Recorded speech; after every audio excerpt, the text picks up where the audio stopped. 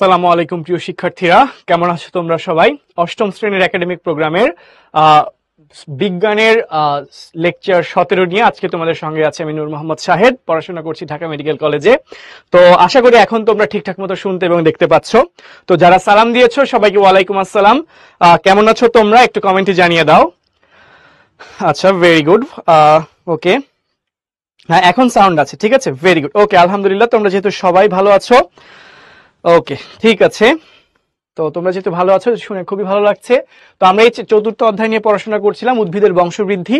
তো আমরা যৌন প্রজনন কি সেটা নিয়ে আজকে আসলে কথাবার্তা বলবো। তার আগে দেখো আমাদের একটা হোমওয়ার্ক ছিল, খুবই সহজ একটা হোমওয়ার্ক। তো এটার সলিউশন তোমরা দেখলাম অনেকেই আপলোড করেছো, আনসারটা অনেক চমৎকার করে লিখেছো, আবার অনেকে ছোটখাটো একটু ভুল হয়েছে। তো ম্যাক্সিমামেরই যে সমস্যাটা হয়েছে সেটা হচ্ছে চিহ্নিত চিত্র অঙ্কন করতে গিয়ে। এই চিহ্নিত চিত্র অঙ্কন যখন তোমরা করতে গিয়েছো তখন দেখা গেছে যে কিভাবে মার্কিং করতে হবে বা ছবির যে নান্দনিকতা, এটা অনেকের ক্ষেত্রে রক্ষা হয় নাই। সো আমি এটা নিয়ে একটু কথা বলবো। তার আগে দেখো আমরা যদি খুবই সংক্ষেপে এটা সমাধান দেওয়ার চেষ্টা করি। ফার্স্টলি দেখো প্রশ্নে কি বলেছে। জ্ঞানমূলক প্রশ্নটা ছিল পরাগায়ন কি। আমরা সবাই জানি যে প্রক্রিয়ায় কোন একটি ফুলের পরাগরেণু পরাগধানী থেকে ওই একই ফুলের অথবা একই প্রজাতির অন্য একটি গাছের ফুলের গর্ভমুণ্ডে পতিত হয় সেটাকে আমরা কি বলছি? পরাগায়ন বলছি, ঠিক আছে। তো এরপর এটাকে আমরা পরাগ সংযোগও বলে থাকি। এরপর কি আছে? স্ব ও পর পরাগায়নের মধ্যে পার্থক্য লিখো। অর্থাৎ একই ফুলে অথবা একই গাছের ভিন্ন দুটি ফুলের মধ্যে যদি পরাগায়ন হয় তাহলে সেটাকে আমরা কি বলি? স্বপরাগায়ন। আর একই প্রজাতির দুটি ভিন্ন গাছের ফুলের মধ্যে যদি পরাগায়ন হয় তাহলে সেটাকে আমরা কি বলি? পরপরাগায়ন। অর্থাৎ স্বপরাগায়নের শর্ত হচ্ছে একই গাছে পরাগায়ন হতে হবে, পরপরাগায়নের শর্ত হচ্ছে দুটি ভিন্ন গাছের ফুলের মধ্যে পরাগায়ন হতে হবে, তবে অবশ্যই একই প্রজাতির ফুল। এখন দেখো এটা তো বেসিক পার্থক্য বা মেইন পার্থক্য। এছাড়াও কি হতে পারে? স্বপরাগায়নে হচ্ছে বাহকের প্রয়োজন হয় না, কিন্তু পরপরাগায়নে কিন্তু বাহকের প্রয়োজন হয়। এরপর দেখো স্বপরাগায়নে মানে বাহকের উপর নির্ভরশীল না আসলে স্বপরাগায়ন। এরপর দেখো স্বপরাগায়নে পরাগরেণুর অপচয় কম হয়, পরপরাগায়নে পরাগরেণুর অপচয় অনেক বেশি হয়। স্বপরাগায়নে পরাগায়নের একটা নিশ্চয়তা থাকে, বাট পরপরাগায়নে এরকম কোনো নিশ্চয়তা থাকে না, অর্থাৎ একটা অনিশ্চিত পর্যায়ে। স্বপরাগায়নে নতুন করে বৈশিষ্ট্যের আবির্ভাব ঘটে না এবং বৈশিষ্ট্যের বিশুদ্ধতা বজায় থাকে। এবং পরপরাগায়নে কি হয়? যেহেতু অন্য গাছের ফুলের মধ্যে পরাগায়ন হচ্ছে তাহলে কিন্তু নতুন বৈশিষ্ট্য আবির্ভাবের একটা সুযোগ থাকে এবং চারিত্রিক বৈশিষ্ট্যের বিশুদ্ধতা বজায় থাকে না, ঠিক আছে। সো এই বিষয়গুলো লিখলেই হবে। কিন্তু একটা জিনিস খেয়াল করো, প্রশ্নে কিন্তু এসেছে 2 মার্কের প্রশ্ন, অর্থাৎ খ নাম্বারের ক্ষেত্রে প্রশ্নটা এসেছে অনুধাবনমূলক প্রশ্ন। তো বক্স করে আমরা 2টা থেকে 3টা পার্থক্য লিখে দিলেই কিন্তু এনাফ। প্রধান 2-3টা পার্থক্য লিখে দিলেই ইনাফ, ঠিক আছে। সো এটা নিয়ে খুব বেশি টেনশন করার দরকার নাই। আচ্ছা, এটা আসলে আমাদের হাতে না। রামিসা, কিভাবে অপচয় রোধ করা যায় না এটা না। ধরো কোনো না কোনো দূরের একটা ফুলের মধ্যে পরাগরেণু পতিত হবে, আদৌ পতিত হবে কিনা তো এটা তো আসলে নিশ্চয়তা নেই। তো এই জন্য পরাগরেণুর অপচয়টা হতে পারে। এটা হচ্ছে স্ব-পর পরাগায়নের মধ্যে পার্থক্য গেল। এরপর একটি আদর্শ ফুলের চিহ্নিত চিত্র। তুমি কি উদ্দীপকে যে ছবিটা দেওয়া আছে এটার দিকে লক্ষ্য করেছো? দেখো তো ছবিটাতে যখন মার্কিং করা হয়েছে, ছবির চিত্রটা যখন চিহ্নিত করা হয়েছে তখন কিভাবে চিহ্নিত করা একটু খেয়াল করো তো। সবটা দেখো ডান পাশে চিহ্নিত করা আছে, তাই না? একদম দেখো ডান সাইডে চিহ্নিত করা। আরেকটা জিনিস খেয়াল করো, একদম একই বরাবর দাগগুলা দেখো, একটা লম্বা একটা খাটো, একটা এই পাশে একটা এই পাশে, বা একটা কোন রকম এরকম দাগ দিয়ে দেওয়া, বা একটা ছোট বড় এরকম কিন্তু না। সবগুলা দেখো একদম সমান সমান দূরত্বে আছে। দেখো একদম সমান দূরত্বে কিন্তু দাগগুলা দেওয়া আছে, ঠিক আছে। তো এইভাবে তোমাদেরকেও চিহ্নিত করা উচিত ছিল। যারা হোমওয়ার্ক আপলোড করেছো তারা কিন্তু এই বিষয়টা খেয়াল করোনি, ঠিক আছে। হ্যাঁ, বক্স আঁকাটা মাস্ট খ নাম্বারের ক্ষেত্রে আসলে, কারণ এতে যে তোমাকে 0 দিয়ে দিবে বক্স না আঁকলে ব্যাপারটা এমন না, কিন্তু আসলে দেখতে অতটা সুন্দর লাগে না আর কি। নান্দনিকতার যে একটা বিষয় আছে, উপস্থাপনার যে সৌন্দর্য, সেই বিষয়টা রক্ষা হয় না। তো আমরা যখন মার্কিং করব তখন এইভাবে সমান করে মার্কিং করতে হবে। যেমন এটা কি ছিল? দলমণ্ডল, ঠিক আছে। ধরো তুমি এখানে লিখলা দলমণ্ডল, ঠিক আছে, এটা একদম সমান। আবার কি এটা কি? পরাগ দণ্ড, বা এটাকে আমরা বলতে পারি পুংস্তবক। ঠিক এই পজিশনে একদম অ্যালাইনমেন্ট সোজা করে লিখতে হবে, পুংস্তবক, ঠিক আছে। মার্কিং এর ক্ষেত্রে এই বিষয়গুলো মাথায় রাখতে হবে। এটা কি ছিল? স্ত্রী স্তবক। সো এটা সুন্দর করে বলতে হবে স্ত্রী স্তবক, মানে মার্কিংটা হবে একদম সোজা বরাবর। এটা কি ছিল? এটা ছিল হচ্ছে এটা ছিল বৃতি। ডি নাম্বারটা ছিল বৃতি। ঠিক আছে, তো এইভাবে সুন্দর করে সোজা বরাবর মার্কিংটা করতে হবে, এই ব্যাপারটা যাতে খেয়াল থাকে। ঠিক আছে, ওকে। তো এরপর দেখো ফল এবং বীজ উৎপাদনে উদ্দীপকের বি এবং সি এর ভূমিকা। বিটা কি ছিল? বি ছিল পুংস্তবক, সি ছিল স্ত্রীস্তবক।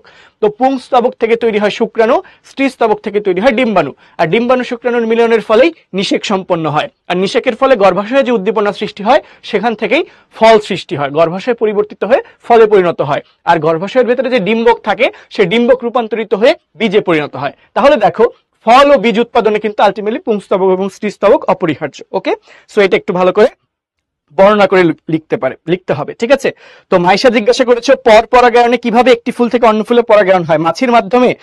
শুধু মাছি না, আমরা পড়েছিলাম পরাগায়নের মাধ্যম টপিকটার মধ্যে কিন্তু আমরা পড়িয়েছিলাম, সেখানে হচ্ছে সেখানে আমরা দেখিয়েছিলাম পানির মাধ্যমে, বায়ুর মাধ্যমে, যে কোনো প্রাণীর মাধ্যমে বা পতঙ্গের মাধ্যমে কিন্তু পরাগায়ন হতে পারে। ঠিক আছে, বাহকের উপর নির্ভরশীল আর কি প্রসেসটা। ঠিক আছে, ভেরি গুড। তো যারা করেছো সবাইকে অসংখ্য ধন্যবাদ। যারা আপলোড করতে পারো নাই তারা এখন আনসার আপলোড করতে পারবা, চেক করে দিব ইনশাল্লাহ। তো আসো আমরা আজকের রেগুলার পড়াশোনাটা শুরু করি। তো আমরা যৌন প্রজনন নিয়ে পড়াশোনা করছিলাম, তো আজকে আমরা দেখব কিভাবে নিষিক্তকরণটা হয় এবং একই সঙ্গে ফলের উৎপত্তিটা কিভাবে হয়। ঠিক আছে, তো দেখি চলো। ফার্স্টেই বলেছি নিষিক্তকরণ জিনিসটা আসলে কি। দেখো, একটি পুংগ্যামেট যখন অন্য একটি স্ত্রী গ্যামেটের সঙ্গে পরিপূর্ণভাবে মিলিত হয়, এই পরিপূর্ণভাবে মিলিত হওয়াটাকেই বলা হচ্ছে কি নিষেক বা নিষিক্তকরণ। কি বলা হচ্ছে? নিষেক বা নিষিক্তকরণ। যদি আমরা ইংরেজি টার্মটা মনে রাখি সেটা হচ্ছে ফার্টিলাইজেশন। কি বলি? ফার্টিলাইজেশন। ঠিক আছে, একটা পুংগ্যামেট একটা স্ত্রী গ্যামেটের সঙ্গে সম্পূর্ণরূপে মিলিত হওয়াকে আমরা কি বলি? নিষেক বা ফার্টিলাইজেশন বা নিষিক্তকরণ। তো এখন দেখো কিছু ইম্পর্টেন্ট ইনফরমেশন দেওয়া আছে। জনন কোষ বা গ্যামেট সৃষ্টি হচ্ছে নিষিক্তকরণের পূর্ব শর্ত। এটা এমসিকিউ এ খুব আসে। নিচের কোনটি নিষেকের পূর্ব শর্ত? তাহলে কি হবে আনসারটা? জনন কোষ বা গ্যামেট সৃষ্টি হচ্ছে নিষিক্তকরণের পূর্ব শর্ত, কারণ গ্যামেট সৃষ্টি না হলে মিলিত হবে কে? এই ডিম্বাণু শুক্রাণুই তো মিলিত হবে। ঠিক আছে, ওকে। অন্তরা, তোমার নাম নিয়েছি আপু, এখন হচ্ছে ক্লাসে মনোযোগ দাও। এদিকে হচ্ছে আমরা স্প্যামিং আসলে না করি। ঠিক আছে, অদরকারি কথাবার্তা আমরা না লিখি। এখন একটু খেয়াল করো, নিষিক্তকরণের পর, এই যে আমরা মাত্রই বললাম, নিষিক্তকরণের পর গর্ভাশয়টা পরিণত হয় ফলে এবং ডিম্বক পরিণত হয় বীজে। তো আসো গর্ভাশয় কি, ডিম্বক কি, এগুলো নিয়ে আসো আমরা একটু বিস্তারিত কথাবার্তা বলি। ঠিক আছে, স্বপরাগায়নে কিভাবে বাহক লাগে না? স্বপরাগায়নে বাহক লাগে, বাট সম্পূর্ণরূপে বাহকের উপর নির্ভরশীল না, যে বাহক ছাড়া যে পরাগায়ন হবেই না এরকম না। আসলে বাতাসের সাহায্যে ইজিলি পরাগায়ন হইতে পারে, মানে প্রাণী বা এরকম জীবিত কোনো বাহক না হইলেও পরাগায়ন চলে। পূর্ব শর্ত কি? পূর্ব শর্ত মানে নিষেক হইতে গেলে কি প্রয়োজন? ঠিক আছে, কোন শর্ত পরিপূর্ণ হলে নিষেক সম্পন্ন হবে? দেখো, ডিম্বাণু তৈরি হলে, শুক্রাণু তৈরি হলে তারপরেই তো ওরা মিলিত হবে। যদি তৈরি না হয় তাহলে কি ডিম্বাণু শুক্রাণু মিলিত হইতে পারবে? তা কিন্তু পারবে না। অর্থাৎ নিষেক হওয়ার জন্য আগে ডিম্বাণু তৈরি হতে হবে, আগে শুক্রাণু তৈরি হতে হবে। এই জন্যই বলা হচ্ছে নিষেকের জন্য আসলে কি কি প্রয়োজন, কি কি উপাদান প্রয়োজন? ডিম্বাণু শুক্রাণু প্রয়োজন। এই জন্যই বলা হচ্ছে ডিম্বাণু শুক্রাণু উৎপাদন হচ্ছে নিষিক্তকরণের পূর্ব শর্ত, অর্থাৎ জননকোষ সৃষ্টি হচ্ছে নিষিক্তকরণের পূর্ব শর্ত। এখন দেখো, এই যে বললাম গর্ভাশয়, ডিম্বক, এই জিনিসগুলো আসলে কি? আচ্ছা, নিষেক কি সেটা আমরা মাত্রই পড়াচ্ছি। রফিকা ইসলাম, তুমি মনে হয় একটু পরে জয়েন করেছো, একটু ভালো করে খেয়াল করো যে ডিম্বাণু এবং শুক্রাণুর যে মিলন, সব পরিপূর্ণভাবে এরা যে মিলিত হয়ে যাচ্ছে, একটা একটার সাথে মিশে যাচ্ছে, এটাকেই আমরা বলছি নিষেক। তো দেখো কিভাবে নিষেক হচ্ছে বা কিভাবে ফলের উৎপত্তি হচ্ছে, এটা পড়ানোর আগে তোমাদেরকে আসো আমি একটু দেখিয়ে দেই পুংস্তবক এবং স্ত্রীস্তবকের বিশেষ কিছু স্ট্রাকচার। দেখো, তোমাদেরকে গত ক্লাসে আমি স্ত্রীস্তবকের গঠনটা দেখিয়েছিলাম, তারপরও আরেকবার বলছি। একটা স্ত্রীস্তবকের প্রতিটি অংশকে আমরা বলি স্ত্রীকেশর বা গর্ভপত্র। কি বলি? স্ত্রীকেশর বা গর্ভপত্র। তো এই যে ছবিটা এঁকেছি, এটা হচ্ছে একটা গর্ভপত্র। স্ত্রীস্তবকের প্রতিটি অংশকে আমরা কি বলি? গর্ভপত্র। তো একটা গর্ভপত্রের তিনটা অংশ থাকে। কয়টা অংশ? তিনটা অংশ। কি কি? এই নিচের অংশটাকে আমরা বলি হচ্ছে গর্ভাশয়।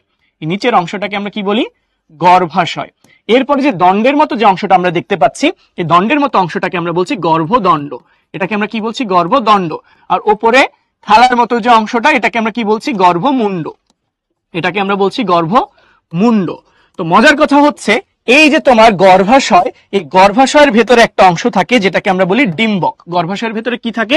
ডিম্বক থাকে। এই যে এরকম একটা বৃত্তাকার গঠন থাকে, গোলাকার গঠন থাকে, এটাকে আমরা কি বলি? ডিম্বক বলি। ঠিক আছে, তো এই যে আমি যে চিত্রটা আঁকলাম, এটা তাহলে কিসের চিত্র? ডিম্বকের চিত্র। এটা কি জিনিস? ডিম্বক। ঠিক আছে, তো ডিম্বকের ভেতরে অনেক অনেক কোষ থাকে। তো এর মধ্যে একটা কোষ, এই ডিম্বক যে অংশটা আছে, এই ডিম্বকের ভেতরে একটা কোষ বড় হয়ে যায়। একটা কোষ কি হয়? বড় হয়ে যায়। বড় হয়ে একটা থলির মতো গঠন সৃষ্টি করে। ডিম্বকের মধ্যে একটা কোষ বড় হয়ে যায়, বড় হয়ে গিয়ে কি করে? একটা থলির মতো গঠন সৃষ্টি করে। এই থলিটাকে, এই যে সবুজ রঙে যে আমরা এঁকেছি, এই থলিটাকে আমরা বলি ভ্রূণথলি। এই থলিটাকে আমরা কি বলি? ভ্রূণথলি। ডিম্বকের ভেতরে যে একটা থলির মতো গঠন থাকে, এই থলিটাকে আমরা কি বলি? এই থলিটাকে আমরা বলি হচ্ছে ভ্রূণথলি। এখন একটু দেখো, এই ভ্রূণথলির ভেতরে কিছু জিনিস তৈরি হবে।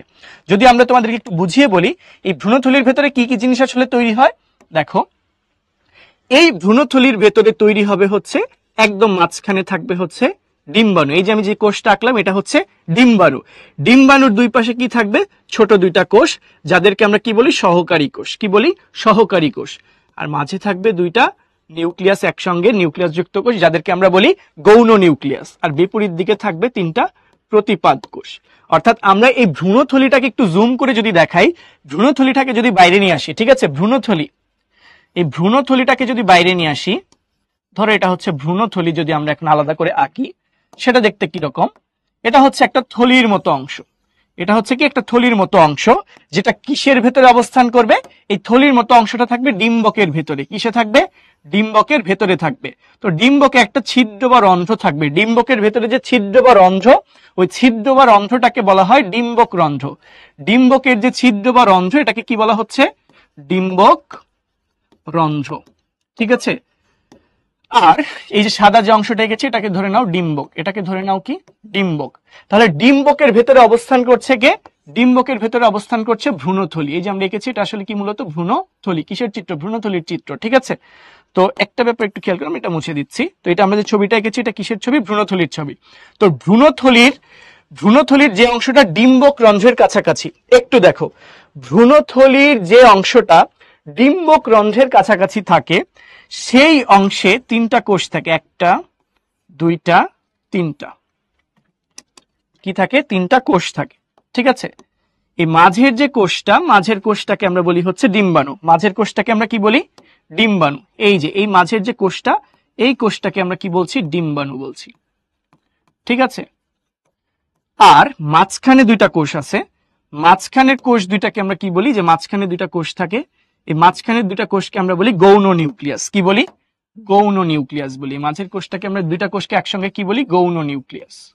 গৌণ নিউক্লিয়াস। মাঝের কোষ দুইটাকে আমরা বলি হচ্ছে গৌণ নিউক্লিয়াস। এবং এর একদম অপর প্রান্তে, যেই প্রান্তে ডিম্বক রন্ধ্র আছে, তার ঠিক বিপরীত প্রান্তে ভ্রূণথলিতে তিনটা কোষ থাকে। ওই তিনটা কোষকে একসঙ্গে আমরা কি বলে থাকি? এই তিনটা কোষকে একসঙ্গে আমরা বলি হচ্ছে প্রতিপাদ কোষ। কি বলি? প্রতিপাদ কোষ। ঠিক আছে, এই তিনটা কোষকে একসঙ্গে আমরা বলি প্রতিপাদ কোষ। এখন সমস্যাটা হচ্ছে একটু খেয়াল করেন, আমি সবটা বোঝাচ্ছি, আপনারা একটু কমেন্ট করা থামান। কমেন্ট না করে পুরা কথাটা শুনেন, তারপর হচ্ছে আপনাদেরকে বুঝতে ইজি হবে। ঠিক আছে, এখন শুনেন, এই যে নানজিবা, আপনি লাস্ট কতগুলা ক্লাস করেন না আমাকে একটু জানান তো। নানজিবা লাস্ট কতগুলা ক্লাস করেন না? আপনি মনে হয় আমরা এই চ্যাপ্টারটা শুরু করার পর কোনো একটা ক্লাসও করেন নাই। আপনার প্রশ্নেই সেটা বোঝা যাচ্ছে। দেখেন, একটা ফুলের ভেতরে, একটা ফুলে কি থাকে? পুংস্তবক থাকে, স্ত্রীস্তবক থাকে। স্ত্রীস্তবকের প্রতিটি অংশকে আমরা কি বলি? গর্ভপত্র বলি। স্ত্রীস্তবকের প্রতিটি অংশকে কি বলি? গর্ভপত্র বলি। তো এখানে একটা গর্ভপত্র এঁকেছি আমরা। ফুলের যে স্ত্রীস্তবক, সেটার একটা গর্ভপত্র আমরা এঁকেছি। একটা গর্ভপত্রের কয়টা অংশ? তিনটা অংশ। কি কি? গর্ভাশয়, গর্ভদণ্ড, গর্ভমুণ্ড। কি কি তিনটা অংশ? তিনটা অংশ হচ্ছে গর্ভাশয়, গর্ভদণ্ড আর হচ্ছে গর্ভমুণ্ড। তো এই গর্ভাশয়ের ভেতরে কি থাকে? এই যে নীল রঙে এঁকেছে, গর্ভাশয়ের ভেতরে থাকে হচ্ছে ডিম্বক। গর্ভাশয়ের ভেতরে কি থাকে? ডিম্বক। আর ডিম্বকের ভেতরে তৈরি হয় কি? ভ্রূণথলি। ডিম্বকের ভেতরে কি তৈরি হয়? ভ্রূণথলি। তো এই ডিম্বক আর ভ্রূণথলি, এই ভ্রূণথলির গঠনটা বোঝানোর জন্য আমি আলাদা করে আবার তোমাদেরকে ভ্রূণথলিটা এঁকে দেখাচ্ছি। সেটা হচ্ছে, ডিম্বকের ভেতরে যে ছিদ্রটা থাকে, ডিম্বকে একটা ছিদ্র থাকে, যেটাকে আমরা কি বলি? ডিম্বক রন্ধ্র। ডিম্বকে অবস্থিত ছিদ্রকে আমরা কি বলি? ডিম্বক রন্ধ্র। তো ভ্রূণথলির যেই কোষগুলা ডিম্বক রন্ধ্রের দিকে আছে, ভ্রূণথলির দেখো তিনটা কোষ কোথায় আছে? একদম ডিম্বক রন্ধ্রের কাছাকাছি আছে না? এই কোষ তিনটার মধ্যে মাঝখানে, যেটা আমি গোলাপি রঙে দেখিয়েছি, এই মাঝখানেরটাকে আমরা কি বলছি? ডিম্বাণু বলছি। কি বলছি? ডিম্বাণু। এবং মাঝে দেখো দুইটা কোষ আছে, এদেরকে আমরা বলছি গৌণ নিউক্লিয়াস। এবং ডিম্বক রন্ধ্রের দিকে তো তিনটা কোষ আছে, তার সরাসরি বিপরীত দিকে যে তিনটা কোষ, এদেরকেই আমরা কি বলছি? প্রতিপাদ কোষ। এই পর্যন্ত ক্লিয়ার কিনা? ঠিক আছে, এই পর্যন্ত ক্লিয়ার কিনা? ওকে ওকে, এখন দেখো, আচ্ছা এই পর্যন্ত ক্লিয়ার, ভেরি গুড। ওকে, রাজিন, মিনহাজ, আদ্রিতা, তাহিরা, ওকে। এখন দেখো, এই পর্যন্ত যদি ক্লিয়ার হয়ে থাকে তাহলে দেখো এই জিনিসটাই হচ্ছে, আমরা এই যে আমরা ভ্রূণথলিটা দেখতে পাচ্ছি না, এই ভ্রূণথলিটাই দেখো আমরা যে ভেতরে এঁকেছি। ঠিক আছে, এখন এখন পরাগায়নের ফলে কি হয় একটু চিন্তা করো। পরাগায়নের ফলে কি হয়? পরাগায়নের ফলে হচ্ছে পরাগরেণুগুলা ফুলের গর্ভমুণ্ডে চলে আসে। পরাগরেণু কোথায় চলে আসে? ফুলের গর্ভমুণ্ডে চলে আসে। ঠিক আছে, এই পরাগরেণু কি করে? এই পরাগরেণু কি করে? আস্তে আস্তে অঙ্কুরিত হয়। অঙ্কুরিত হওয়া মানে বড় হওয়া। ঠিক আছে, বিকশিত হওয়া, বিকশিত হওয়া বলি আমরা। প্রস্ফুটিত বা অঙ্কুরিত বা বিকশিত হওয়া মানে বড় হয়। বড় হয় কিভাবে? বড় হতে হতে হচ্ছে একটা নালিকা তৈরি করে ফেলে। কি তৈরি করে ফেলে? একটা নালিকা তৈরি করে ফেলে। এই নালিকাটাকে আমরা কি বলি? পরাগ নালিকা বলি। কি বলি? পরাগরেণু থেকে যে একটা নালিকা তৈরি হয়ে যায়, এই নালিকাটাকে আমরা কি বলি? পরাগ নালিকা বলি। তো এই পরাগ নালিকা কি করে? ডিম্বক ভেদ করে ভেতরে ঢুকে যায়, ডিম্বক রন্ধ্রের মধ্য দিয়ে ভেতরে ঢুকে যায়। এবং এই পরাগ নালিকা যখন ডিম্বক ভেদ করে ভেতরে ঢুকতে চায়, ঠিক ওই সময় তৈরি হয়ে যায় কি জানো? এই পরাগ নালিকার ভেতরে আস্তে আস্তে যে একটা নিউক্লিয়াস ছিল না, এই নিউক্লিয়াসটা আস্তে আস্তে বিভাজিত হতে হতে দুইটা শুক্রাণুতে পরিণত হয়। কিসে পরিণত হয়? দুইটা শুক্রাণুতে পরিণত হয়। এর মধ্যে একটা শুক্রাণু গিয়ে নিষিক্ত করে ফেলে গৌণ নিউক্লিয়াসকে, আরেকটা শুক্রাণু গিয়ে যুক্ত হয় ডিম্বাণুর সাথে। কি বললাম তাহলে? কি বললাম তাহলে? দেখো একটু খেয়াল করো, ডিম্বকের পাশের কোষগুলোর নাম কি? ভ্রূণপোষক কলা বা নিউসেলাস টিস্যু। ডিম্বকের পাশের কোষ, সেটা কি এখন জানাটা জরুরি, নাকি ডিম্বকের ভেতরে নিষেক কিভাবে হচ্ছে সেটা জানাটা জরুরি? যেটা বোঝাচ্ছি সেটা আগে বুঝো, অ্যাডিশনাল কোশ্চেন পরে করো। দেখো আমি একটা প্রসেস তোমাদেরকে বোঝাচ্ছি, খেয়াল করো। দেখো এই যে ভ্রূণ, এই যে তোমার ভ্রূণথলির ভেতরে কি আছে? ডিম্বাণু ছিল আর ছিল গৌণ নিউক্লিয়াস। তো এই যে পরাগ রেণু থেকে তৈরি হয়েছে একটা নালিকা, যার নাম কি সাদা রঙে আমরা দেখিয়েছি। এই নালিকাটার নাম হচ্ছে পরাগ নালিকা। এই পরাগ নালিকার ভেতরে কি তৈরি হয়? দুইটা শুক্রাণু তৈরি হয়। কি তৈরি হয়? দুইটা শুক্রাণু তৈরি হয়। এর মধ্যে একটা শুক্রাণু গিয়ে যুক্ত হয় কার সঙ্গে? ডিম্বাণুর সঙ্গে। এই দেখো, একটা শুক্রাণু গিয়ে সরাসরি যুক্ত হয়েছে কার সঙ্গে? ডিম্বাণুর সঙ্গে। আরেকটা শুক্রাণু গিয়ে যুক্ত হয়েছে কার সঙ্গে? গৌণ নিউক্লিয়াসের সঙ্গে। আমি যদি বলি, ধরো হচ্ছে একটা, এইখানে হচ্ছে এটা, ধরো হচ্ছে এখানে হচ্ছে পরাগরেণু। এটা কি? পরাগরেণু। ধরো অনেকগুলো পরাগরেণু গর্ভমুণ্ডে আসছিল। এই পরাগরেণু থেকে তৈরি হবে কি? নালিকা। এই পরাগরেণু থেকে কি তৈরি হবে? নালিকা তৈরি হবে। যে নালিকার নাম আমরা কি বলি? পরাগ নালিকা। ধরো এই যে এইভাবে হচ্ছে তৈরি হয়েছে কি? পরাগ নালিকা। এই পরাগ নালিকা আস্তে আস্তে কি করবে?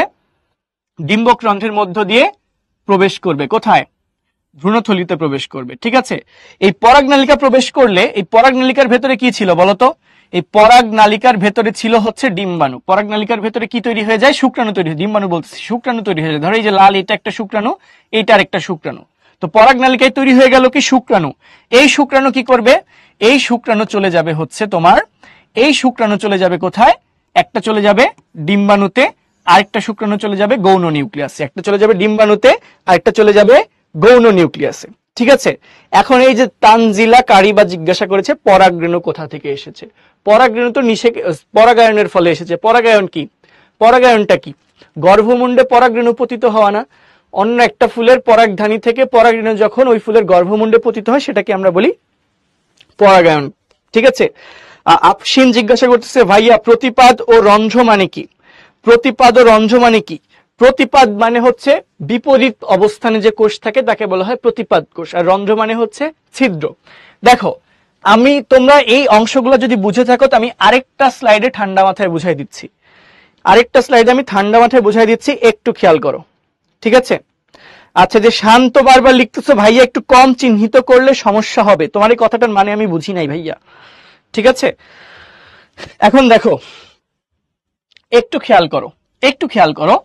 দেখো এইটা হচ্ছে, আমি আঁকতেছি আবারও, এটা হচ্ছে একটা ফুলের গর্ভপত্র, মানে স্ত্রী স্তবকের প্রতিটি অংশকে আমরা কি বলি? গর্ভপত্র। তাহলে এই যে ছবিটা আমি আঁকলাম, এটা কিসের ছবি?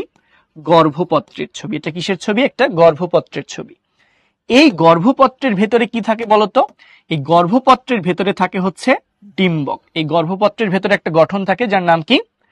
ডিম্বক। ঠিক আছে, গর্ভপত্রের ভেতরে একটা বিশাল গঠন থাকে যার নাম হচ্ছে ডিম্বক। ঠিক আছে, এই জিনিসটা কি যে হলুদ রঙে আঁকলাম, হলুদ রঙে যে আমি আঁকলাম এই জিনিসটার নাম হচ্ছে ডিম্বক।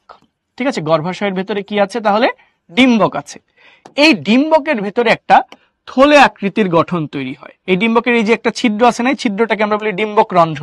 ডিম্বকে যে একটা ছিদ্র আমি দেখাইলাম না, এই ছিদ্রটাকে বলা হয় কি? ডিম্বক রন্ধ্র। ঠিক আছে, ডিম্বক রন্ধ্র। সবাই কমেন্ট বাদ দিয়ে একটু বোঝার চেষ্টা করো। এইটা হচ্ছে গর্ভাশয়। গর্ভপত্রের এই অংশটাকে আমরা কি বলি? গর্ভাশয় বলি। গর্ভপত্রের অংশটাকে আমরা কি বলি? গর্ভাশয়। আর গর্ভাশয়ের ভেতরে কি আছে? ডিম্বক আছে। ডিম্বকের ভেতরে একটা ছিদ্র আছে যাকে আমরা কি বলি? ডিম্বক রন্ধ্র বলি। এখন একটু লক্ষ্য করো, এই ডিম্বকের ভেতরে তৈরি হয় একটা থলির মতো গঠন। এই থলিটাকে আমরা বলছি কি? ভ্রূণথলি। এই সাদা রঙের যে থলির মতো গঠনটা তৈরি হলো না, যে এই রং দিয়ে দেখাইলাম, এটাকে আমরা কি বলছি? ভ্রূণথলি। এটাকে আমরা বলছি ভ্রূণথলি। ঠিক আছে, এটাকে আমরা কি বলছি? ভ্রূণথলি বলছি। ঠিক আছে, ঠান্ডা মাথায় বুঝো, তারপর কমেন্ট করো। এটাকে আমরা বলছি ভ্রূণথলি। এখন এই ভ্রূণথলির মধ্যে কিছু কোষ থাকবে। কি বললাম? এই ভ্রূণথলির মধ্যে কি থাকবে? কিছু কোষ থাকবে। ঠিক আছে, ডিম্বক রন্ধ্রটা যেখানে আছে না, ডিম্বক রন্ধ্রের দিকে যে কোষগুলা থাকে, ডিম্বক রন্ধ্রের দিকে কিছু কোষ থাকে। এই কোষগুলোর মধ্যে দেখো 3টা কোষ আছে। 3টা কোষের মধ্যে মাঝেরটা হচ্ছে বড়, বাকি 2টা ছোট। মাঝের এই বড় কোষটাকে আমরা কি বলি? ডিম্বাণু বলি। মাঝের এই বড় কোষটাকে আমরা কি বলি? ডিম্বাণু বলি। আর এর মাঝখানে থাকে 2টা কোষ, এদেরকে আমরা বলি গৌণ নিউক্লিয়াস। এবং যেই দিকে ভ্রূণথলির যেই দিকে ডিম্বক রন্ধ্র আছে, ভ্রূণথলির ঠিক বিপরীত দিকে দেখো আবারও 3টা কোষ থাকে। এই 3টা কোষকে আমরা বলি প্রতিপাদ কোষ। কি বলি? প্রতিপাদ কোষ। আমি এই সেম জিনিসটা কিন্তু আগের পেজে এঁকেছিলাম, এই যে তোমাদেরকে বুঝিয়েছিলাম, সেম জিনিসটা আগের পেজে এঁকেছিলাম, আবারও এঁকেছি। ঠিক আছে, ওকে ওকে। এখন রিজওয়ান, পাখি কিভাবে পরাগায়নে সাহায্য করে? স্যার আমাদেরকে ছবি এঁকে এক্সামে লিখতে হবে। জি, আপনাদেরকে ছবি এঁকে এক্সামে লিখতে হবে। ঠিক আছে, ওকে। এখন আসেন, এটা হচ্ছে কি দেখেন, এটা হচ্ছে দেখেন ডিম্বক রন্ধ্র, ভ্রূণথলি। জিনিসটা কোথায় আছে? ডিম্বকের ভেতরে আছে। তো এখন দেখেন, ফুলের গর্ভাশয়ের ভেতরে আছে ডিম্বক, ডিম্বকের ভেতরে তৈরি হয় ভ্রূণথলি, এবং ভ্রূণথলির ভেতরে হচ্ছে এই যে কোষগুলা থাকে। এই কোষগুলোর মধ্যে আমি জাস্ট দেখাচ্ছি, এই যে তোমার গোলাপি কালারে যে দেখাইলাম, গোলাপি কালারে আমি যে অংশটা দেখাচ্ছি এটার নাম হচ্ছে কি? ডিম্বাণু। এটার নাম কি? ডিম্বাণু। এই যে মাঝের যে 2টা কোষ একসঙ্গে আছে এটার নাম কি? গৌণ নিউক্লিয়াস। এটার নাম কি? গৌণ নিউক্লিয়াস। এটার নাম হচ্ছে গৌণ নিউক্লিয়াস। এবং এই বিপরীত দিকে যে 3টা কোষ একসঙ্গে আছে এদের নাম হচ্ছে প্রতিপাদ কোষ। কি নাম? প্রতিপাদ কোষ। ঠিক আছে, এই 3টা তো বুঝেছেন। এখন খেয়াল করেন, এই 3টা জিনিস যে আপনার কাছে ক্লিয়ার হইলো, এখন একটু খেয়াল করেন। পরাগায়নে আমরা কি পড়েছিলাম? পরাগায়নে আমরা কি পড়েছিলাম বলেন তো? পরাগায়নের কনসেপ্টটা ছিল হচ্ছে এরকম, যে ধরেন এটা হচ্ছে একটা গাছের পুংস্তবক অর্থাৎ পুংকেশর। এর মধ্যে কি থাকে? এটা হচ্ছে পরাগধানী। এই অংশটাকে কি বলা হয়? এই যে মাথায় টুপির মতো যে অংশ, এটাকে আমরা কি বলি? পরাগধানী। এই পরাগধানীতে কি তৈরি হয়? পরাগধানীতে হচ্ছে পরাগ রেণু তৈরি হয়। এর ভেতরে কি তৈরি হয়ে আছে বলেন তো?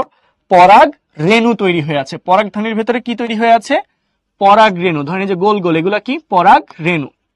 তো পরাগায়নের ফলে এই পরাগ রেণু কোথায় চলে আসবে? এই গর্ভমুণ্ডে চলে আসবে। পরাগ রেণুগুলা কোথায় চলে আসছে? ফুলের এই অংশটাকে আমরা বলি গর্ভমুণ্ড। ঠিক আছে, আমরা পরাগায়নের সংজ্ঞায় বলেছিলাম না, পরাগধানী থেকে পরাগ রেণুর গর্ভমুণ্ডে স্থানান্তরিত হওয়াকে বলা হয় পরাগায়ন। ঠিক আছে, এখন দেখেন গর্ভমুণ্ডে আসছে কে? পরাগ রেণু। এখন এই পরাগ রেণুটা অঙ্কুরিত হবে, মানে বড় হবে। অঙ্কুরিতটা কিভাবে হয়? অঙ্কুরিতটা কিভাবে হয় যদি একটু বুঝিয়ে বলি। এই পরাগ রেণু, ধরেন এটা একটা পরাগ রেণু, এই পরাগ রেণুর ভেতরে একটা তো নিউক্লিয়াস থাকবে। এই পরাগ রেণুটা আস্তে আস্তে বড় হয়ে একটা নালিকার মতো গঠন তৈরি করবে, যে একটা নালীর মতো স্ট্রাকচার তৈরি হবে। ঠিক আছে, এই যে একটা নালী, এই নালীটা আসতেছে। ঠিক আছে, যে একটা নালী তৈরি হয়ে যাচ্ছে না, এই দেখেন একটা নালী তৈরি হয়ে যাচ্ছে। ঠিক আছে, এই যে একটা কমলা রঙের যে নালীটা তৈরি হয়ে যায় না আস্তে আস্তে, এই নালীটা প্রবেশ করে ডিম্বকের ভিতরে, প্রবেশ করে কোন জায়গা দিয়ে? ডিম্বক রন্ধ্র দিয়ে দেখেন প্রবেশ করলো। দেখেন এই যে একটা নালী তৈরি হয়েছে, নালীটাকে আমরা বলি পরাগ নালী। কি বলি? পরাগ নালী। এই নালীটাকে আমরা বলি পরাগ নালী। এই পরাগ নালী, এই পরাগ নালীটা কি হয়েছে? বড় হতে হতে একবারে কিন্তু ডিম্বক রন্ধ্র দিয়ে ডিম্বকের ভেতরে চলে আসছে। ডিম্বকের ভেতরে আসতে আসতে এটা কিন্তু একদম ভ্রূণথলি পর্যন্ত চলে যায়। তো এই যে আমাদের পরাগ রেণু যেটা ছিল, পরাগ রেণুর ভেতরে কি একটা নিউক্লিয়াস ছিল না? এই নিউক্লিয়াসটা বিভাজিত হতে হতে একটা পর্যায়ে কিসে পরিণত হয়? দুইটা শুক্রাণুতে পরিণত হয়। আর শুক্রাণুই হচ্ছে পুংগ্যামেট। যাহাই শুক্রাণু তাহাই কি? পুংগ্যামেট। আপনারা এতদিনেও এত কিছু পড়ালেখার পরেও পুংগ্যামেট কি আর শুক্রাণু কি এটা বুঝতে পারেন নাই। আর যেটা ডিম্বাণু সেটাই হচ্ছে স্ত্রী গ্যামেট। যেটা ডিম্বাণু সেটাই হচ্ছে স্ত্রী গ্যামেট। এটা একটু মনে রাখবেন। এখন দেখেন কি তৈরি হয়েছে। এটা হচ্ছে একটা শুক্রাণু, এটা হচ্ছে কি আরেকটা শুক্রাণু, মানে দুইটা শুক্রাণু তৈরি হয়েছে। ঠিক আছে, কয়টা শুক্রাণু? দুইটা শুক্রাণু। আমি যদি মার্ক করে দেখাই, এই যে এই দুইটা কি, এটা আর এটা, এই দুইটা হচ্ছে শুক্রাণু। ঠিক আছে, এই দুইটা কি? শুক্রাণু। এখন দেখেন, এখন একটু খেয়াল করেন, এই যে দুইটা শুক্রাণু তৈরি হয়েছে না, এই শুক্রাণু কি করবে জানেন? এই শুক্রাণু, দুইটা শুক্রাণুর মধ্যে একটা চলে যাবে হচ্ছে এই যে ডিম্বাণুর কাছে, একটা চলে যাবে কোথায়? ডিম্বাণুর কাছে। আর একটা শুক্রাণু চলে যাবে কোথায়? গৌণ নিউক্লিয়াসের কাছে। শুক্রাণু কয়টা ছিল? দুইটা ছিল। একটা চলে গেছে কার কাছে? ডিম্বাণুর কাছে। আরেকটা চলে গেছে কার কাছে? গৌণ নিউক্লিয়াসের কাছে। এই যে শুক্রাণু আর ডিম্বাণুর যে মিলন, সেটাকেই আমরা কি বলি? নিষেক বলি। সেটাকেই আমরা কি বলি? নিষেক বলি। ঠিক আছে, সেটাকে আমরা কি বলি? নিষেক বলি। ঠিক আছে, না দুইটার বেশি শুক্রাণু হবে না, দুইটার বেশি শুক্রাণু হবে না। ঠিক আছে, চিত্র এন্ড সংজ্ঞাগুলো মুখস্থ করার একটা টিপ দিবেন। ওকে, দিব। আগে একটু বুঝেন। ওকে, এই পর্যন্ত আপনারা বুঝছেন কিনা? এই পর্যন্ত বুঝছেন কিনা? ওকে, সাইফা একা বুঝছে, আর কেউ বুঝে নাই? ওকে, মাইশার কাছেও ক্লিয়ার। ওকে, জিসান, রাফিয়া, রিহা ক্লিয়ার। আচ্ছা, ওকে ঠিক আছে, যারা বুঝেছেন তারা রেসপন্স করেন, আর যাদের হচ্ছে অপ্রাসঙ্গিক প্রশ্ন তারা একটু ঘুমান। এখন শুনেন, দেখেন তাহলে পরাগ রেণু আসে কোথায়? গর্ভমুণ্ডে। সেই পরাগ রেণু অঙ্কুরিত হয়ে কি তৈরি করে? পরাগ নালিকা তৈরি করে। আর পরাগ নালিকার ভেতরে তৈরি হয়ে যায় কি? দুইটা পুংগ্যামেট বা শুক্রাণু। এই দুইটা পুংগ্যামেট বা শুক্রাণুর একটা গিয়ে যুক্ত হয় ডিম্বাণুর সঙ্গে, আর ডিম্বাণু শুক্রাণুর মিলনকেই আমরা কি বলি? নিষেক বলি। তাহলে দিস ইজ নিষেক। আবার এই যে দুইটা শুক্রাণুর আরেকটা তো বাকি থাকলো, সেই আরেকটা শুক্রাণু গিয়ে যুক্ত হয় কার সঙ্গে? গৌণ নিউক্লিয়াসের সঙ্গে। তো এই যে আবারও যে যুক্ত হচ্ছে, এটাকেও আমরা আরেকটা নিষেকই বলতেছি। ঠিক আছে, তো যে দুইবার যে নিষেক হচ্ছে না, একটা ডিম্বাণুর সাথে শুক্রাণুর মিলন, এটা হচ্ছে প্রথম নিষেক বা প্রধান নিষেক। আরেকটা হচ্ছে শুক্রাণুর সাথে কার মিলন? গৌণ নিউক্লিয়াসের মিলন। এটাকেও আমরা দ্বিতীয় নিষেক বলছি। তো এটাকে আমরা বলে থাকি হচ্ছে দ্বিনিষেক। এটাকে আমরা কি বলে থাকি? দ্বিনিষেক। ঠিক আছে, এই ঘটনাটাকে আমরা কি বলি? দ্বিনিষেক। কি বললাম? একটা হচ্ছে নিষেক 1, নিষেক 1, মানে 1 নাম্বার নিষেক কি হয়? নিষেক 1-এ কি হয়? শুক্রাণুর সাথে ডিম্বাণু মিলিত হয়। কি হয়? শুক্রাণুর সাথে কে মিলিত হয়? ডিম্বাণু। শুক্রাণু প্লাস ডিম্বাণু, এটা হচ্ছে নিষেক 1। আরেকটা আমরা বলছি কি? নিষেক 2। আরেকটা আমরা কি বলছি? নিষেক 2। যেহেতু দুইটা শুক্রাণু ছিল, একটা শুক্রাণু তো খরচ হইলো, আরেকটা কি? নিষেক 2। নিষেক 2 এ কি হবে বলতো ভাইয়ারা? নিষেক 2 এ হচ্ছে শুক্রাণুর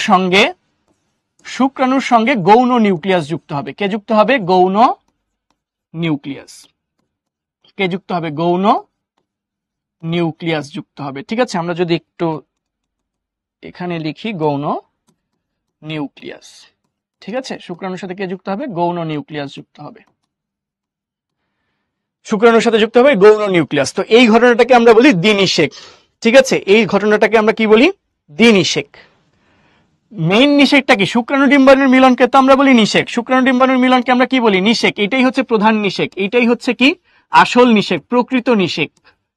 এটাই হচ্ছে অরিজিনাল নিষেক। আমরা যে সংজ্ঞা পড়েছি, এটাই হচ্ছে প্রকৃত নিষেক। এছাড়াও আমরা একটা অতিরিক্ত নিষেক নাম দিয়ে থাকি। শুক্রাণুর সাথে যেহেতু গৌণ নিউক্লিয়াস মিলিত হয়ে যায়, সেটাকে আমরা কি বলি? প্রতিপাদ কোষের কোনো কাজ নাই, ত্বকী প্রতিপাদ কোষ হচ্ছে ধ্বংস হয়ে যায়। ঠিক আছে, আদিত্য তোমার কোন কমেন্ট দেখি নাই। ঠিক আছে, ওকে, এখন খেয়াল করো, এই প্রসেসটা যদি ক্লিয়ার হয়, যাদের কাছে ক্লিয়ার তারা তো আলহামদুলিল্লাহ, যাদের কাছে সেমি ক্লিয়ার বা ক্লিয়ার না, তারা একটু কষ্ট করে এই ছবিটার দিকে তাকাবেন। আপনাদের জন্যই বোঝাচ্ছি, একটু লক্ষ্য করেন। দেখেন এই ছবিটা ভালো করে দেখেন। এই ছবিটা কিসের? এটা হচ্ছে একটা, এই টোটাল যে জিনিসটা, এটা হচ্ছে কি? একটা গর্ভপত্র। এটা কি? একটা গর্ভপত্র। এই গর্ভপত্রের ভেতরে কি আছে? গর্ভপত্রের ভেতরে আছে ডিম্বক। এই দেখেন গর্ভপত্রের ভেতরে কি আছে? যে গোলাপি রঙের এই জিনিসটা কি? এই যে আমি আঁকাচ্ছি, এই জিনিসটাকে আমরা কি বলি, ডিম্বক। ঠিক আছে, এই জিনিসটাকে আমরা কি বলছি, ডিম্বক। ঠিক আছে, এই ডিম্বকের ভেতরে দেখেন একটা থলি আছে, এই যে হলুদ রঙের একটা থলি আছে, দেখতে পাচ্ছেন? এই যে থলিটা, এই থলিটাকে বলা হচ্ছে কি বলেন তো? এই থলিটাকে বলা হচ্ছে ভ্রূণথলি। কি বলা হচ্ছে? ভ্রূণথলি। এই থলিটাকে বলা হয় ভ্রূণথলি। এই ভ্রূণথলির ভেতরে কি আছে দেখেন, এই ভ্রূণথলির ভেতরে আছে দেখেন এই যে ডিম্বাণু আছে, দেখেন এই যে মাঝের কোষটা হচ্ছে ডিম্বাণু, যে আমি লাল করে দিলাম পুরাটা, এটা হচ্ছে ডিম্বাণু। আর ডিম্বাণুর সাথে দেখেন যুক্ত হয়েছে কি পুংগ্যামেট, এই যে আরেকটা লাল করে দিলাম। ঠিক আছে, এই যে পুরাপুরি লাল করে দিচ্ছি না, ডিম্বাণু শুক্রাণু মিলিত হয়েছে। তো ডিম্বাণু আর পুংগ্যামেটের যে মিলন, ডিম্বাণু আর পুংগ্যামেটের মিলনকে বলা হচ্ছে কি, নিষেক। আবার দেখেন আরেকটা পুংগ্যামেট এবং গৌণ নিউক্লিয়াসেরও মিলন ঘটে। ঠিক আছে, আরেকটা পুংগ্যামেট এবং গৌণ নিউক্লিয়াসেরও মিলন ঘটে। দেখেন গৌণ নিউক্লিয়াসে কি দুইটা নিউক্লিয়াস ছিল, আরেকটা পুংগ্যামেট গিয়ে মিলিত হয়ে গেছে। ঠিক আছে, দেখেন দেখেন এই যে এখানে কি হয়েছে, দুইটা কোষ ছিল, আরেকটা পুংগ্যামেট যাওয়ার কারণে এখানে গৌণ নিউক্লিয়াস আর পুংগ্যামেটের মিলন ঘটছে।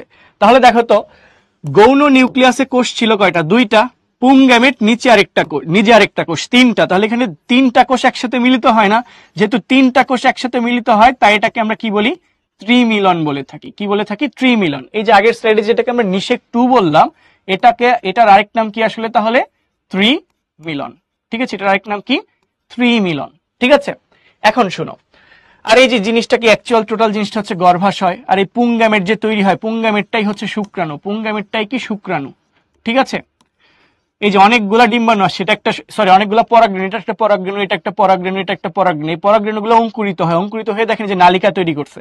এই নালিকাগুলাকে আমরা কি বলি, যে পরাগ নালিকা বলি। কি বলি, পরাগ নালিকা বলে থাকি। ঠিক আছে, এই পরাগ নালিকার ভেতরে দেখেন যে দুইটা করে শুক্রাণু তৈরি হয়। যেমন এই পরাগ নালিকা ডিম্বক পর্যন্ত পৌঁছানোর আগেই এই পরাগ নালিকাটা কিন্তু ডিম্বক পর্যন্ত পৌঁছায় গেছে, তাই না? পৌঁছায় গিয়ে নিষেক সম্পন্ন করে ফেলেছে।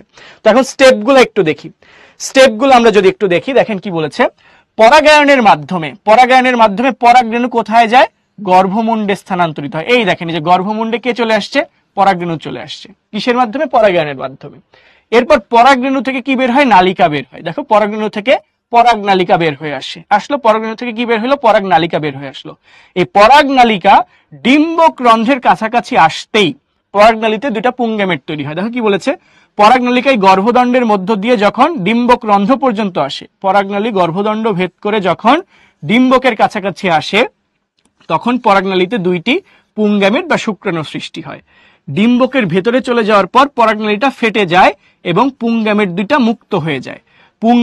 দুইটা পুংগ্যামেট যে মুক্ত হইল, দুইটা পুংগ্যামেট মুক্ত হয় না, এর মধ্যে একটা পুংগ্যামেট কি করে, স্ত্রীগ্যামেট বা ডিম্বাণুর সাথে যুক্ত হয়ে জাইগোট তৈরি করে। দেখো একটা পুংগ্যামেট কি করে, স্ত্রীগ্যামেট বা ডিম্বাণুর সাথে যুক্ত হয়ে জাইগোট তৈরি করে। আর আরেকটা যে পুংগ্যামেট আছে সেটাই যে গৌণ নিউক্লিয়াসের সঙ্গে যুক্ত হয়ে ত্রিমিলন ঘটায়। আর এটা পরবর্তীতে কিসে পরিণত হয়, শস্যে পরিণত হয়। কিসে পরিণত হয়, শস্যে পরিণত হয়। ঠিক আছে, ক্লিয়ার এই পর্যন্ত? এই পর্যন্ত ক্লিয়ার কিনা? ঠিক আছে, পুংগ্যামেট চিত্র অন্য নালিকায় দিল কেন, ওরে অন্ধ হে, অন্য নালিকায় কেন দিয়েছে দেখো হে। তোমাকে একটু বুঝিয়ে বলি, আমি যে তোমাকে এত কষ্ট করে বুঝাইলাম তুমি কি তখন খেয়াল করো নাই? এই দেখো এখানে যেমন আমি একটা নালিকা আঁকছিলাম, কয়টা নালিকা এঁকেছি, একটা নালিকা যখন এঁকেছিলাম, দেখো যে এইখানে একটা নালিকার ভেতরে দেখো দুইটা পুংগ্যামেট তৈরি হয়েছে। আবার যদি আরো পরাগ নালিকা দেখাইতাম, ধরো এই পাশ থেকে ধরো একটা পরাগরেণু থেকে একটা পরাগ নালিকা নামছে, তো এর মধ্যে কি তৈরি হয়ে গেছে, এর মধ্যে অবশ্যই পুংগ্যামেট তৈরি হয়ে যাবে। তো সব জায়গায় তো আলাদা পরাগরেণুর জন্য আলাদা দুইটা শুক্রাণু তৈরি হয়ে যাবে না? তো সেই শুক্রাণুগুলা এই পরাগনালিকা ডিম্বক পর্যন্ত আসার আগেই এটার মধ্যে তৈরি হয়ে গেছে। তো এটাতে তো তোমার নিষেক হয়েই গেছে। এটাতে কি হয়ে গেছে, নিষেক হয়ে গেছে না? এই যে ডিম্বাণু আর শুক্রাণু মিলিত হয়েছে, আবার আরেক শুক্রাণুর সাথে গৌণ নিউক্লিয়াস মিলিত হয়েছে। তাহলে এইখানে কি আর পরাগনালিকা দেখানোর সুযোগ আছে, মানে পুংগ্যামেট দেখানোর সুযোগ আছে? এই জন্য আলাদা করে মার্কিং করছে আরেকটাতে। ক্লিয়ার? শস্য মানে কি সেটা পরে বলতেছি, এই পর্যন্ত ক্লিয়ার? শস্যটা বুঝাইতেছি, ঠিক আছে? ওকে, ঠিক আছে, ভেরি গুড, অল ক্লিয়ার। তাহলে যদি অল ক্লিয়ার হয়ে থাকে, তাহলে এই যে দুইটা কথা আমরা পাইলাম, যে ডিম্বাণু শুক্রাণু মিলিত হয়ে তৈরি হয় জাইগোট, আর ইয়া মিলে তৈরি হলো হচ্ছে শস্য। এটা নিয়ে আসেন একটু কথাবার্তা বলবো। এই যে ত্রিমিলন এবং দ্বিনিষেক, এটা নিয়ে একটু কথা বলি। দেখেন এটা নিয়ে একটু কথা বলি, সবটা ক্লিয়ার হয়ে যাবে। ত্রিমিলনটা কি, দেখেন দুইটা শুক্রাণু তৈরি হয়েছিল। কয়টা শুক্রাণু ছিল? দুইটা শুক্রাণু। ঠিক আছে, কয়টা শুক্রাণু? দুইটা শুক্রাণু। এই দুইটা শুক্রাণুর একটা কি করছে, একটা শুক্রাণু হচ্ছে তোমার স্ত্রী গ্যামেটের সঙ্গে যুক্ত হয়ে জাইগোট তৈরি করেছে, আরেকটা গৌণ নিউক্লিয়াসের সাথে যুক্ত হয়ে কি তৈরি করেছে, ত্রিমিলন ঘটিয়ে শস্য উৎপাদন করেছে। দেখেন গৌণ নিউক্লিয়াস যেটা আছে, গৌণ নিউক্লিয়াস যেটাকে আমরা বলছি, এই গৌণ নিউক্লিয়াস এখানে কয়টা কোষ?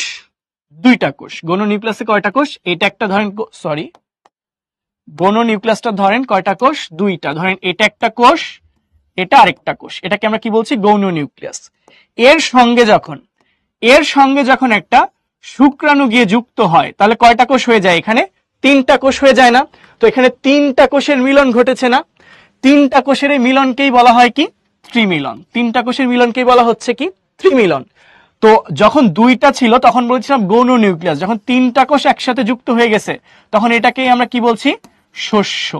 ঠিক আছে, অনেকে এটাকে দন্তস্ব দন্তেশ্বয় জফলা শস্যও বলে থাকে। ঠিক আছে, একই জিনিস। এই শস্যটাই কি বোঝাচ্ছি। ক্লিয়ার এই পর্যন্ত? দিস ইজ শস্য। এরপর দেখেন দ্বিনিষেক কেন বলা হচ্ছে? একটা হচ্ছে ডিম্বাণুর সাথে যুক্ত হয় শুক্রাণু, দুইটা শুক্রাণুর একটা যুক্ত হয় কার সাথে? ডিম্বাণুর সাথে। ঠিক আছে, একটা যুক্ত হইলো কার সাথে? ডিম্বাণুর সাথে। তো ডিম্বাণু শুক্রাণু মিলে তৈরি হয়ে গেল কি? জাইগোট। তৈরি হয়ে গেল কি? জাইগোট। এটা একটা নিষেক। এটা কি একটা নিষেক না? ডিম্বাণু শুক্রাণুর মিলন কি? ডিম্বাণু শুক্রাণুর মিলনের ফলে জাইগোট তৈরি হচ্ছে, এটাকে আমরা কি বলছি? নিষেক। এরপর দেখো আরেকটা এক্সট্রা শুক্রাণু ছিল না? আরেকটা এক্সট্রা শুক্রাণু কার সাথে যুক্ত হইলো? গৌণ নিউক্লিয়াসের সঙ্গে যুক্ত হইলো। কার সঙ্গে? গৌণ নিউক্লিয়াসের সঙ্গে যুক্ত হলো। তো আরেকটা শুক্রাণু এই যে গৌণ নিউক্লিয়াসের সাথে যুক্ত হলো, যেটাকে আমরা বলছি ত্রিমিলন। কি বলছি? ত্রিমিলন বলছি। সেটা কিসে পরিণত হইলো? শস্যে পরিণত হয়। কিসে পরিণত হয়? শস্যে পরিণত হয়। তো এখানে দুইটা নিষেক ঘটতেছে না? এটা কি এক নম্বর নিষেক? এটা কি এক নম্বর নিষেক? দিস ইজ নিষেক 1, দিস ইজ নিষেক 2। যেহেতু দুইটা নিষেক একসঙ্গে হচ্ছে এই জন্য এটাকে বলা হচ্ছে দ্বিনিষেক বা ডাবল ফার্টিলাইজেশন। ঠিক আছে, ওকে। হ্যাঁ, যে শস্য আমরা খাই সেই শস্য। Very good. হ্যাঁ, ত্রিমিলন, অল ক্লিয়ার, খুবই ভালো। এখন দেখেন রামিসা জিজ্ঞাসা করেছে অনেকগুলা পরাগরেণু থেকে কেন মাত্র দুইটা শুক্রাণু ডিম্বাণুকে নিষিক্ত করবে? ভাই ডিম্বাণু তো একটা, ডিম্বাণু একটা ডিম্বাণু একটা শুক্রাণুর সাথে যুক্ত হতে পারে। পরাগরেণু তো অনেকগুলা আসবে, অনেকগুলা পরাগরেণু থেকে প্রত্যেক পরাগনালিকার ভেতরে দুইটা করে শুক্রাণু তৈরি হবে, কিন্তু সব পরাগরেণুই তো আর ডিম্বক রন্ধ্র পর্যন্ত পৌঁছাইতে পারবে না। একটা পরাগনালিকায় ডিম্বক রন্ধ্র পর্যন্ত পৌঁছাইতে পারবে এবং সেই একটা পরাগনালিকার ভেতরে দুইটা শুক্রাণু তৈরি হবে, যার মধ্যে একটা ডিম্বাণুকে নিষিক্ত করবে, আরেকটা শুক্রাণু গিয়ে গৌণ নিউক্লিয়াসের সাথে যুক্ত হয়ে ত্রিমিলনের মাধ্যমে শস্যে পরিণত হবে। ঠিক আছে, এখন ক্লিয়ার? এখন দেখো ওকে, এখন একটু খেয়াল করো, এখন একটা কথা খেয়াল করো, সেটা হচ্ছে এই যে আমরা এত কিছু বললাম ফলের উৎপত্তি, শস্য, ফল, বিষয়টা দেখো। আমি একটু এখানে বোঝাই বলি। এই যে একটা থলি দেখতে পাচ্ছেন, এই থলিটা চিন্তা করেন ভ্রূণথলি। এই থলিটা চিন্তা করেন কি? ভ্রূণথলি। ঠিক আছে, এই থলিটা কি? ভ্রূণথলি। নিষেকের আগে এটা কি অবস্থায় আছে? ভ্রূণথলি অবস্থায় আছে। ঠিক আছে, ভ্রূণথলির ভেতরে কি থাকে? ধরেন এটা হচ্ছে গৌণ নিউক্লিয়াস, এটা হচ্ছে ডিম্বাণু। তো নিষেকের পরে ধরেন এটা একটা শুক্রাণু যুক্ত হয়েছে, এটা ধরেন আরেকটা শুক্রাণু যুক্ত হয়েছে, তাহলে গৌণ নিউক্লিয়াসটা কিসে পরিণত হবে? এই গৌণ নিউক্লিয়াসটা পরিণত হবে হচ্ছে শস্যে। কিসে পরিণত হবে? এই জিনিসটা হয়ে যাবে কি তখন? এটাকে তখন আমরা বলবো শস্য। এটাকে আমরা বলবো শস্য। আর এটাকে আমরা কি বলবো? জাইগোট। এটাকে আমরা কি বলবো? জাইগোট। ঠিক আছে, এই জাইগোটটা পরবর্তীতে কিসে পরিণত হয়? জাইগোটটা তৈরি করে ভ্রূণ। জাইগোটটা কিসে পরিণত হয়? ভ্রূণে পরিণত হয়। ঠিক আছে, আর এই শস্যটা কি হিসেবে কাজ করে? ভ্রূণের খাবার হিসেবে কাজ করে। কি হিসেবে? ভ্রূণের খাবার হিসেবে কাজ করে। শস্যটা কি হিসেবে কাজ করে? ভ্রূণের খাবার হিসেবে কাজ করে। আর এই ভ্রূণথলিটা কোথায় ছিল বলতো? এই টোটাল ভ্রূণথলিটা আসলে কোথায় ছিল? এই জিনিসটা কি? এই জিনিসটা তো ভ্রূণথলি। এটা কি ভ্রূণথলি না? এই ভ্রূণথলিটা কোথায় ছিল? ভ্রূণথলিটা ছিল ডিম্বকের ভেতরে। কার ভেতরে? ডিম্বকের ভেতরে। কার ভেতরে ছিল? ডিম্বকের ভেতরে ছিল। ঠিক আছে, এই ডিম্বকটা আবার কিসের ভেতরে ছিল? ডিম্বকটা ছিল গর্ভাশয়ের ভেতরে। কিসের ভেতরে? গর্ভাশয়ের ভেতরে ছিল, তাই না? এই সাদা অংশটা হচ্ছে গর্ভাশয়। সাদা অংশটা কি? গর্ভাশয়। এটা কি নিষেকের আগে। তো নিষেকের পরে এই সাদা অংশ বা গর্ভাশয় যেটা দেখতে পাচ্ছ সেটা হয়ে যায় ফল। সেটা কি হয়ে যায়? ফল। গর্ভাশয়টা পরিণত হয় ফলে। নিষেকের ফল পরে গর্ভাশয়টা পরিণত হয়ে যায় কিসে? ফলে। ঠিক আছে, গর্ভাশয়টা হয়ে যায় কি? ফল। আর যেটা এই যে দেখতে পাচ্ছ ডিম্বক, সেটা হয়ে যায় কি? বীজ। সেটা হয়ে যায় কি? বীজ। আর বীজের ভেতরে থাকে কি? ভ্রূণ এবং ভ্রূণের খাবার শস্য। অর্থাৎ যদি আমরা ছবিতে দেখাই তাহলে এটা যদি হয় বীজ, এটা যদি হয় বীজ, এই বীজের ভেতরে কে আছে? বীজের ভেতরে আছে হচ্ছে ভ্রূণ, ধরো এটা হচ্ছে কি ভ্রূণ। আর ভ্রূণের খাবার হিসেবে কে আছে? ভ্রূণের খাবার হিসেবে আছে কে? শস্য। ভ্রূণের খাবার হিসেবে কে আছে? ধরো এটা হচ্ছে কি শস্য। আর এই বীজটাকে আবৃত করে রাখবে কে? বীজটাকে আবৃত করে রাখবে হচ্ছে ফল। বীজটাকে আবৃত করে রাখবে কে? ফল, যেটা কিভাবে তৈরি হয়েছে? গর্ভাশয় থেকে তৈরি হয়েছে। ক্লিয়ার এই পর্যন্ত সবার কাছে? এই দিস ইজ ফল। তো আমরা যদি একটু মার্কিং করি, একটা আদর্শ ফল যদি আমরা মার্কিং করি, ধরে নাও এটা হচ্ছে একটা ফল, এটা কিসের ছবি? একটা ফলের ছবি। কিসের চিত্র? চিত্র ফল। ঠিক আছে, এটা কিসের চিত্র? একটা ফলের চিত্র। তো ফলের জীবন বৃত্তান্ত যদি আমরা একটু বলি, চিত্র, এটা কিসের চিত্র? এটা হচ্ছে একটা ফলের চিত্র। ফলের হচ্ছে যেটা হচ্ছে আমরা খাই, ঠিক আছে, যে বাইরের যে অংশটা নীল কালারে দেখিয়েছি এটা আমরা খাই। আর যে সবুজ রঙে যে আমরা দেখাইলাম, এই সবুজ অংশটা হচ্ছে ফলের বীজ। ঠিক আছে, সবুজ অংশটা কি? ফলের বীজ। এবং এই বীজের ভেতরে সাদা যে অংশটা দেখতে পাচ্ছি, এই সাদা অংশটা কি বলতে পারবা? সাদা অংশটা হচ্ছে ভ্রূণ, যেটা থেকে পরবর্তীতে নতুন গাছ বের হয়, যেটা থেকে পরবর্তীতে কি হয়? নতুন গাছ বের হয়। এবং এই ভ্রূণটা কি বড় হবে না? বড় হওয়ার জন্য কি ওর শক্তির দরকার হবে না? শক্তির জন্য কি ওর তো খাদ্য দরকার, পুষ্টি দরকার, সেটা হচ্ছে হলুদ রঙের শস্য। ঠিক আছে, তো এই যে আমরা ভাত খাই না, এই যে আমরা ভাত খাই না, এই ভাতের ক্ষেত্রে দেখো আমরা কি করি? চাল, ধান সিদ্ধ করে, ধান সিদ্ধ করলেই সেখান থেকে আমরা চাল পাই, তাই না? এই চালটাকে আমরা বলি শস্য। আর ধান কেন সিদ্ধ করি জানো?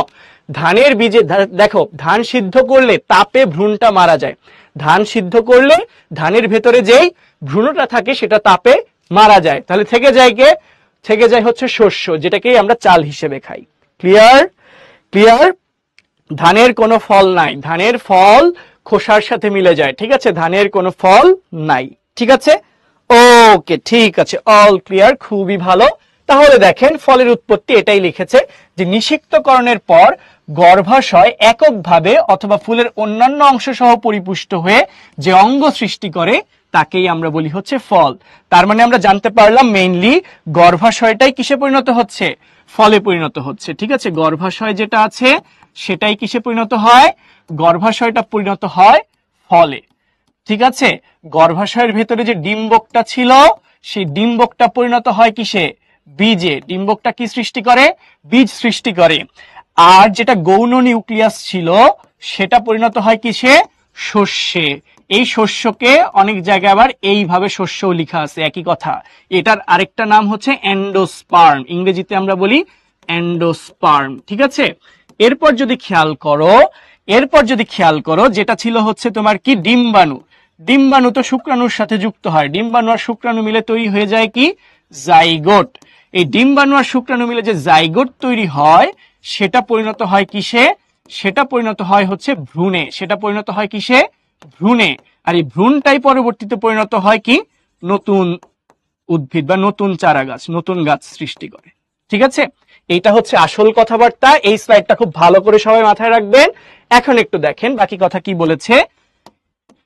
দেখেন কি বলেছে, নিষিক্তকরণ প্রক্রিয়া শেষ হলেই ফল গঠনের প্রক্রিয়া শুরু হয়। এটা খুবই ইম্পর্টেন্ট একটা এমসিকিউ। নিষিক্তকরণ প্রক্রিয়া গর্ভাশয়ে যে উদ্দীপনা সৃষ্টি করে তার কারণেই গর্ভাশয়টা ফলে পরিণত হয়। ডিম্বকগুলো কিসে পরিণত হয়? এই যে বললাম বীজে পরিণত হয়। ঠিক আছে, clear? Clear, very good. Okay, আপনাদের কাছে যেহেতু ক্লিয়ার, খুবই ইজি টপিক। এখন দেখো, যে গাছে ফল সৃষ্টি হয় না সেখানে গর্ভাশয় কিছুই পরিণত হয় না, গর্ভাশয় নষ্ট হয়ে যায়। গর্ভাশয় যেসব গাছে থাকে না, যেসব ফুলে গর্ভাশয় থাকে না, সেসব ফুলেই তোমার ফল সৃষ্টি হবে না। এখন আসো ফল নিয়ে কিছু গুরুত্বপূর্ণ প্রকারভেদ এবং ইনফরমেশন আমরা দেখব। দেখো, ফার্স্টেই বলেছে প্রকৃত ফল, এরপর আছে অপ্রকৃত ফল, এরপর আছে সরল ফল, এরপর কি আছে? গুচ্ছ ফল, যৌগিক ফল। ঠিক আছে, তো এই ক্লাসিফিকেশন গুলো আমরা একটু দেখবো। দেখো, ফার্স্টে যদি আমরা বলি প্রকৃত ফলটা কি, আমরা বলেছিলাম গর্ভাশয় থেকে সৃষ্টি হয় কি? ফল। তো যদি এমন হয় যে শুধু গর্ভাশয় ফলে পরিণত হয়েছে তাহলে সেটাকে আমরা কি বলি? প্রকৃত ফল। যদি এমন হয় শুধু গর্ভাশয়টা ফলে পরিণত হয়েছে তাহলে সেটাকে আমরা কি বলবো?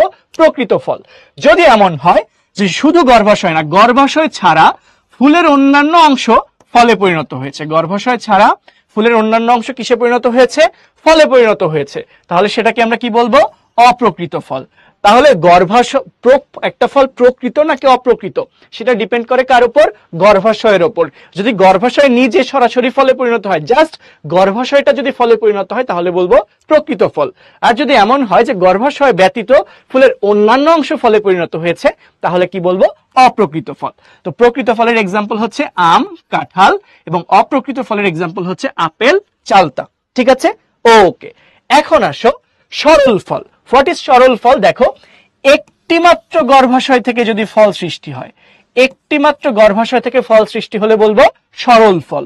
তো এই সরল ফল আবার দুই রকম হইতে পারে, একটা হচ্ছে রসালো ফল আর একটা হচ্ছে নিরস বা রসহীন ফল। তো রসালো ফলের হচ্ছে ফলের ত্বকটা হয় পুরু এবং রসালো। ঠিক আছে, এই ধরনের ফল পাকলে ফল ত্বক ফেটে যায় না, যেহেতু রসালো সো পাকলেও ফেটে যাবে না।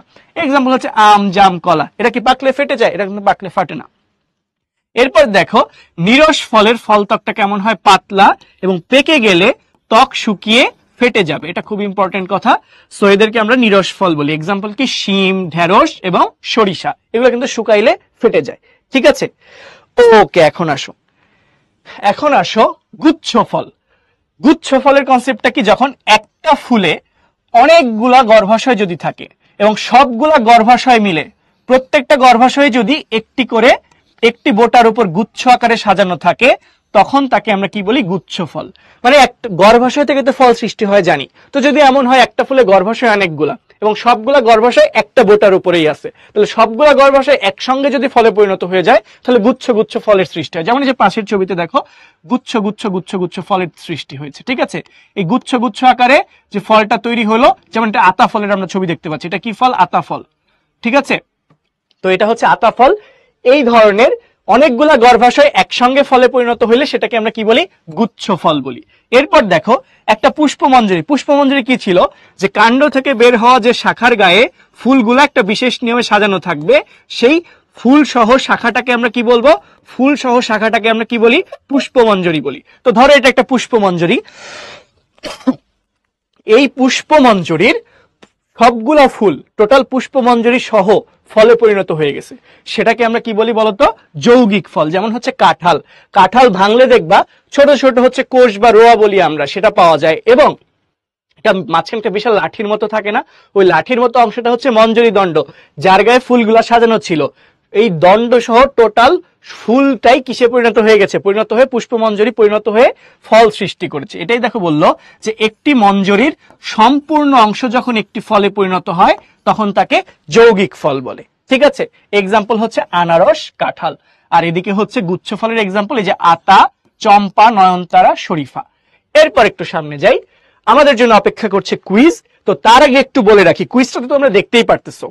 তো আমরা পোলটা লঞ্চ করার আগে তোমাদেরকে একটা কথা বলি, সেটা হচ্ছে না আঙুর গুচ্ছ ফল না, ঠিক আছে, আঙুর সরল ফল। এখন দেখো এই পোলটা লঞ্চ করা, পোলটা তো দেখতেই পাচ্ছ, তোমরা আনসার করতে পারবা।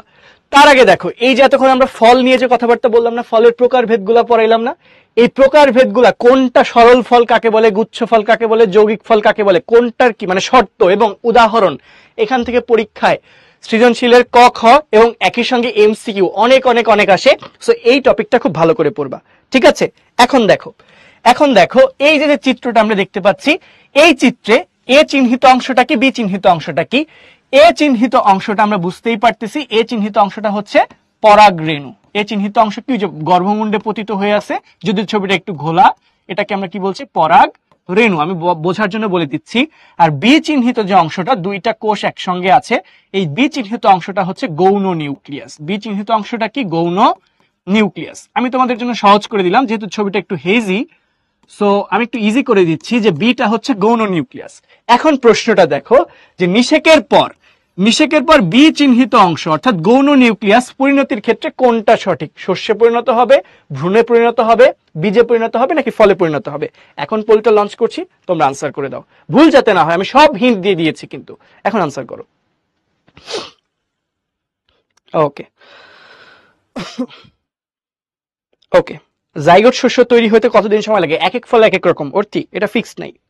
ঠিক আছে, ওকে অভি ভালো করে আনসার করো। অপ্রকৃত ফলটা কি আসলে বুঝেন নাই? শুধু গর্ভাশয়টা যদি ফলে পরিণত হয় তাহলে বলবো প্রকৃত ফল। গর্ভাশয় ব্যতীত ফুলের অন্যান্য যে কোনো অংশ, সেটা হতে পারে গর্ভদণ্ড, হতে পারে গর্ভমুণ্ড, যে কোনো অংশ থেকে যদি ফল সৃষ্টি হয় তাহলে আমরা কি বলবো? অপ্রকৃত ফল।